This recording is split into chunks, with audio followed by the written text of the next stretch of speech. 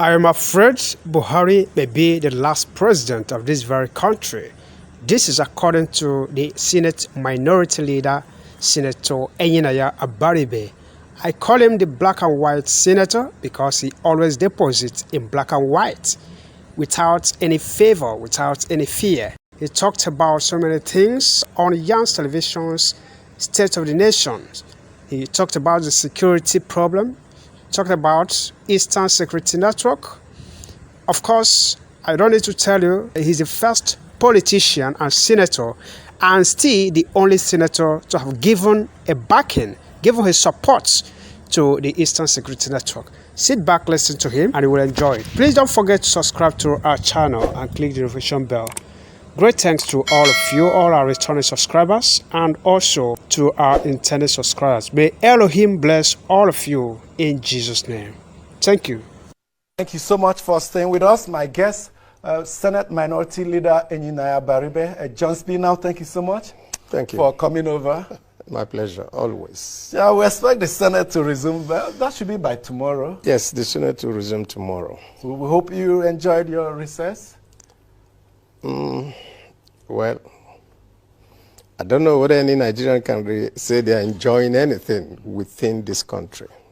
The difficulties that we face everywhere is making it very difficult for anybody to relax and say, okay, all is well. All is not well. What has changed in your lifetime? Nigeria of that period and Nigeria of today. I let you be 66 very soon. What has it been for you, seeing Nigeria growing up in Aba, I think, and all these processes? Now you find yourself in the private sector, public sector, deputy governor, Senate for almost 4 terms now. What has it been for you in terms of Nigeria's political development? I can only talk about, in terms of politics, yes, I can only talk about from 1999 when I was an active participant. But talking about what has changed in Nigeria, part of it I put, as part of my birthday celebration, I'm going to present a book, a small book, an autobiography. And in there, I also put in some stories that will capture what Nigeria used to be. And I will just give you a snippet of it.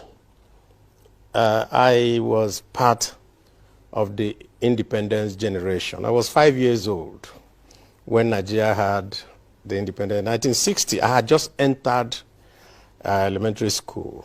And there was so much prospect. There was so much that we thought we were going to go into a brave new world, which the expectation was so high. Now, fast forward to 1967, and I was in the secondary school then, and therefore the war came, and we had to go home and went through the war process. And by the time I came back to go to school in 1970, we had lost 3 years. I was in class 1, so we started in class 2, so we had lost 3 years.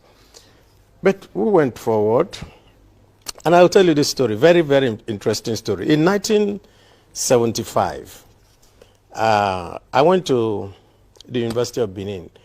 We were just told that, oh, the University of Benin, if you have a grade 1 in the school certificate, that they will take you because they were opening the School of Arts. University of Benin used to be only an engineering school.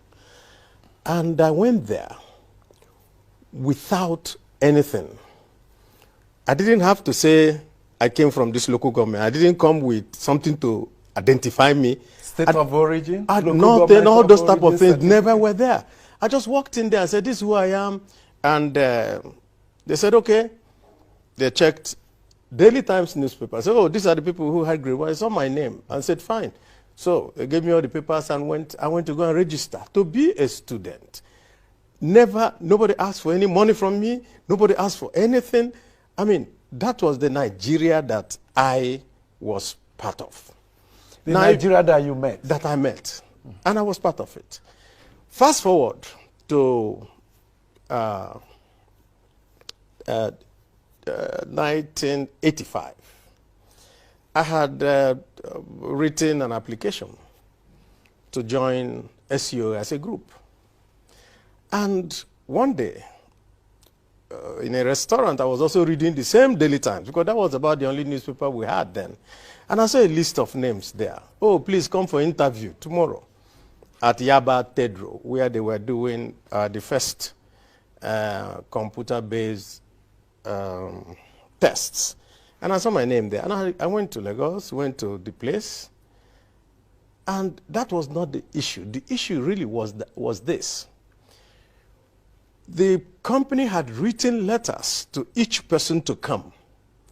Some people kept those letters and refused to give it to those people that they felt their names didn't attach to their primordial areas. But the personnel manager of the company then, his name is Ifaturoti. He's from the West, yet he said, no, this cannot happen under me. Therefore, publish it in the newspaper so that everybody can come to get a test. And so you could see that at that time, that revered gentleman, I don't know whether he's still there now, didn't look at ethnicity, didn't look at anything. That was the Nigeria that we had. Can you say it's the same now with allegations of that is the point. That is the point. Today, somebody is there and is from the Southwest, assuming that, yeah, I say, okay, I will only take Southwest people, I only trust them. And that's exactly what we see happening with the federal government, where you only trust a part of the people that you have the responsibility for. And so that is the type of, everybody's life is a series of stories. And those are the stories that I've told inside that book. Do you think we can get those good old days back? Yes. All that it needs is a few good men. So people who are committed to Nigeria. What we see today are people who are committed to an ethnic group and not to the country as we saw it. At what point did we begin to miss the road? Democracy returned in 1999. Is it at that point, or was it during the military dictatorial era? I think we lost it from 2015. All along, every leader that we had always tried to make sure that they accommodate everybody. Once you're in office, you know that you no longer belong to. It was the fact of the present leadership that saw some people as adversarial and saw some people as not worthy. And then, of course, when the present leadership came and went to the US and made a statement about 97%, 5% and all that. So that emboldened those who would prefer to benefit from keeping everybody else outside. And we have gone downhill since then. I think that every time you think Nigeria will not sink lower, it surprises you that we sink to that level. So let's just put this in proper perspective. So some people go on a rampage, murder, pillage, do everything, and we go to visit them. And then we say, oh, let us give them amnesty. If you continue to pay a blackmailer, he will never stop. He will continue to up the stakes. The question of amnesty is not today that we had it. It's been done. The army even has something they talk about, repentant Boko Haram and all that.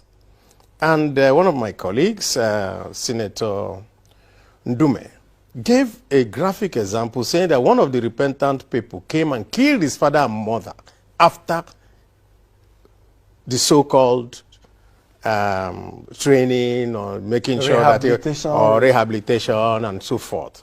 So that means that if it didn't work with the Boko Haram, why would it work with this set of murderous people and the Fulani militia that we have giving us trouble all over the country? And so I think that maybe government has given up on its responsibility of providing the necessary deterrence. Because it's like this. If you, the reason why we have a government is that we have given up our rights to being able to take care of us to an institution with the necessary of, violently making sure that everybody is safe. And so we have given up that right, and then we have people who are now going around doing everything. And so what do you see going on in Nigeria today is that every part of the country now feels that they have to provide for themselves, that which government has not done. And most of the time, I think that people really have to take time to go back to where did they start. I think the other day, at the birthday, sorry, you said government giving up. I thought there is some military operations going on in the Northwest. Well, if there were, and it was effective, then somebody would not be there today, Sheikh Gumi, and telling us that the only way to resolve it is that we should give amnesty to these people. So you can see that it's just not working. The solution is not there.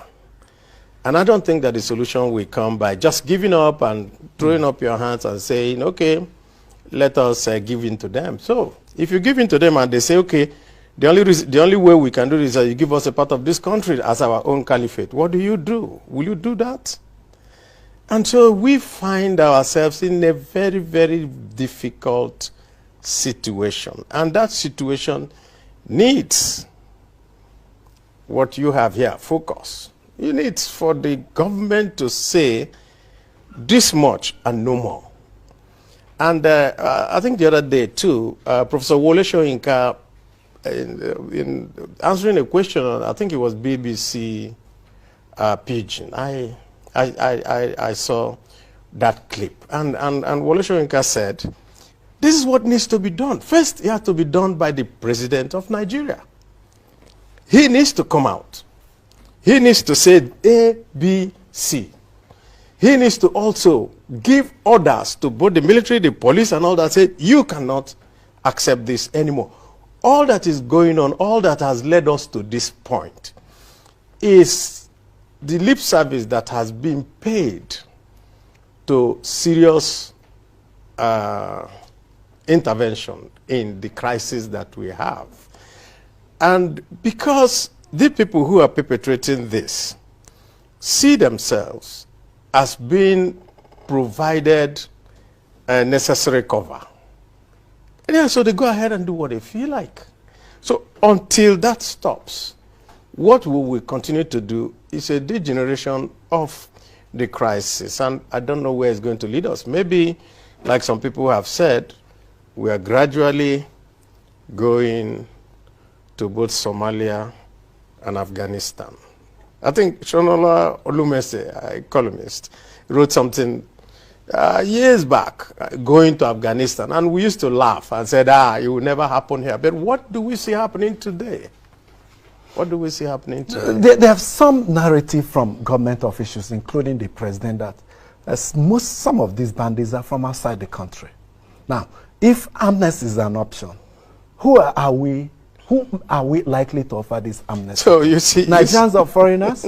So you see the problem that we have when a simplistic solution is provided for a very serious problem.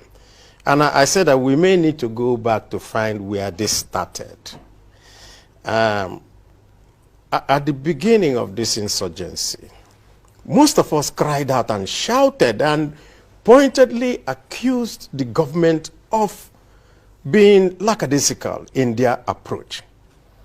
And there were a lot of reasons given, and one of the reasons given was also by the same presidency, saying that, oh, these were influx of people coming from outside after the war in Libya and so forth. And we now said, if these were foreigners, why would you treat them with kid gloves?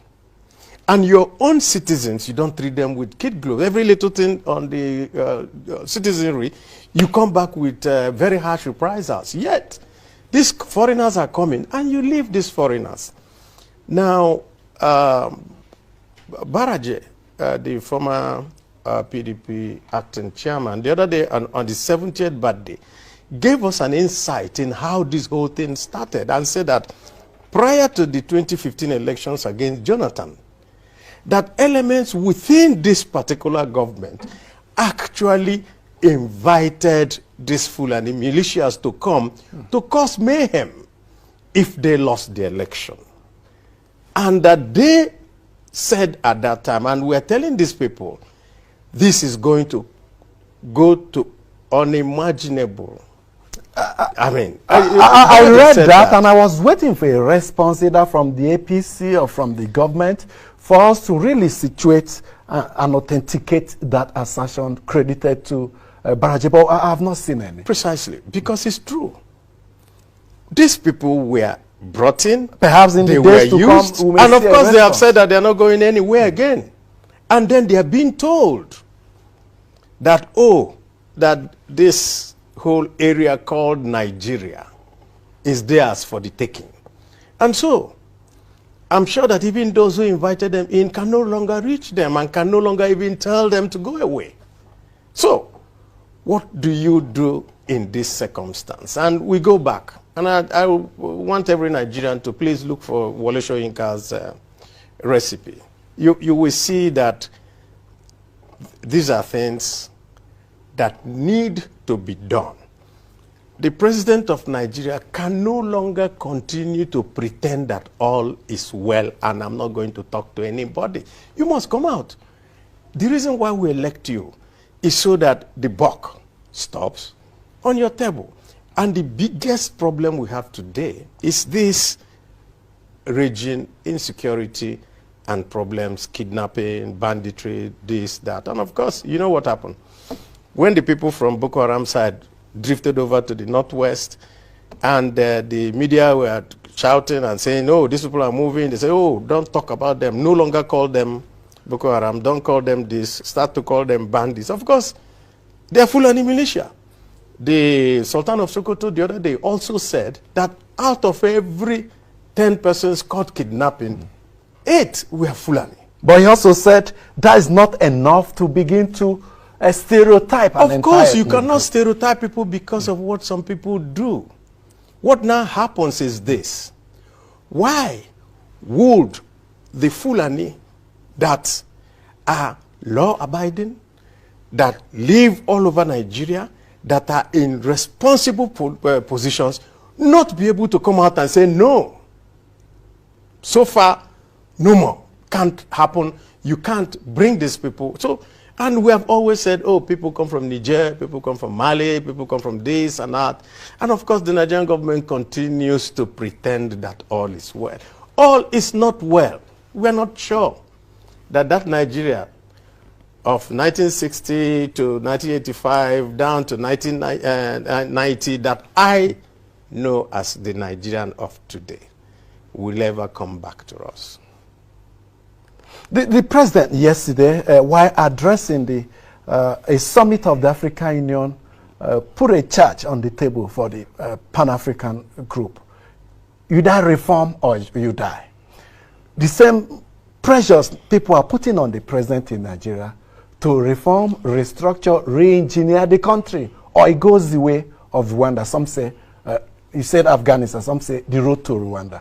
If the president recognizes the need for a Pan-African body to recognize, to reform, should he also not look in West to see how, as they say, charity begins at home, to begin to think of ways of reforming our body politic? Well, let's just put it this way. Some of us have given up on this. government. Some people But say, you've not given up on the country. I have not given up because we have to be eternal optimists that things can get better. And when this type of things happen, so when the president is talking about reformation, he's also indicting himself, because at every point, all that people have said is this contraption is no longer working. We need to all come together and have a discussion. They don't even want to have a discussion. And you could see the consequences of not talking about it. The consequence of not talking about it is increasing failure of government. And that's a big pity for us, for each and every one of us who's a patriot in Nigeria. For staying with us, Senator Enyinnaya Abaribe, Senate Minority Leader, has been weighing in on topical national issues. Before we restart again, let's go straight to our Twitter feed.